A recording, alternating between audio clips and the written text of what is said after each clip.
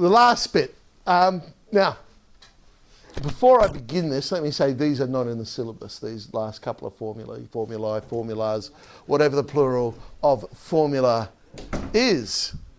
However, I mean, if you know them and want to use them, by all means, you can use them. What has been tending to happen recently is if you really need to use them, they tend to give it to you in the question. So, but let's see what they are. Here's the first one.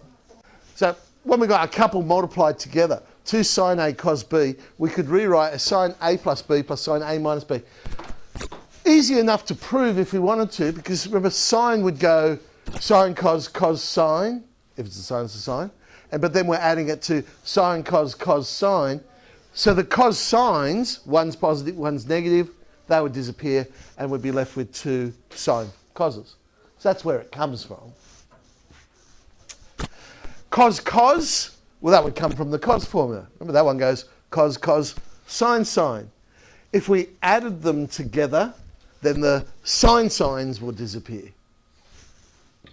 But if we subtract them, the cos coses will disappear and we'd be left with 2 sine sines. So if I want to express 2 cos 5x sine x as 2 separate trig functions, well then that would be 2 sine x cos 5x. What? Why did I do that? The only reason I did that was to get it into this order, because it's sine A cos B. Just to make sure I've got the A first and the B second. That's the only reason I swapped those around. So I knew that A was x, B was 5x. So we get sine A plus B, sine A minus B.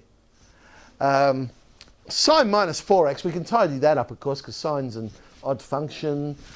So therefore, sine of minus 4x is the same as, minus sine 4x. Okay. There's our cos cos. So it actually doesn't matter which order I put them in because they're both coses. So cos cos.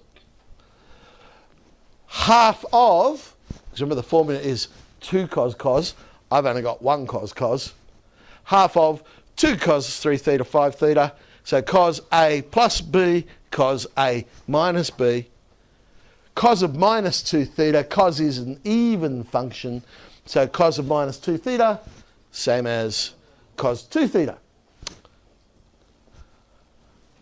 So if we had to work this one out, 2 sine 45 cos 15. Well, I've got an exact value for 45.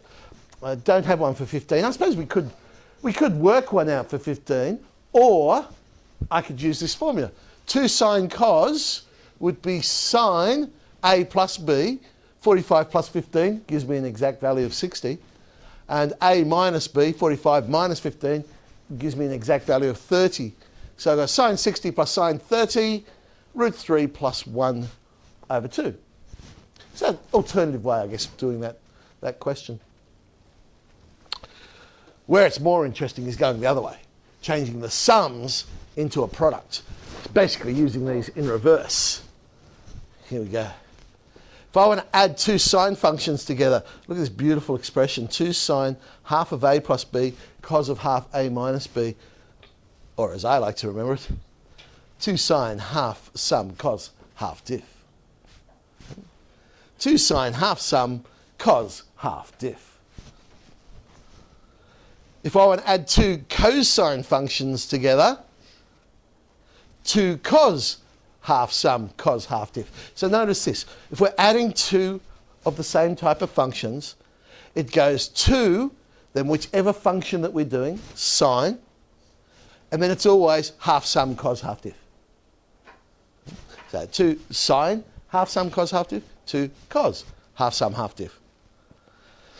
If I'm going to subtract 2 cosine functions, that's where it becomes a bit different. Look at that. Minus 2 sine half sum sine half diff. It's a bit different. It's cos minus cos, yet I ended up with 2 sines. I started with 2 coses, I ended up with 2 sines. That's a bit different. So when I'm doing the minus one, I remember, oh, that's a bit different. So the causes must change to sines. I still go half sum, half diff, but also the other bit that's different is the minus out the front there.